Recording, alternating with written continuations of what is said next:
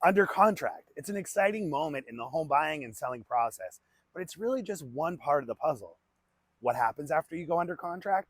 Well, depending on the contingency and the deal that was negotiated, here are the two most common things we're going to be talking about.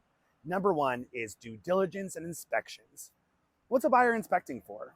Well, generally speaking, you've negotiated a price based on what you know about the house. But what if there's anything that you don't know? What if there are hidden problems? Which ones matter?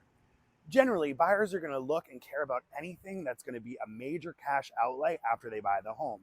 That means major systems like a roof, a heating system, electrical, plumbing. They're going to be looking at structural issues. They're going to be looking at the septic system. They're going to be looking at the big ticket items. And of course, if they find small things like a broken window or some damage they didn't know about, they might care about those things too. And so what the buyer has the opportunity to do is make sure they still want to move forward in the deal and they can back out until that inspection period is over.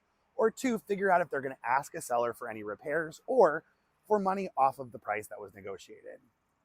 Generally speaking, we want to look at those items before the house goes on the market or for a buyer during a showing to know what those are. But the inspection is a double check and it makes sure that we know what you're getting and there are no surprises after a buyer buys a house.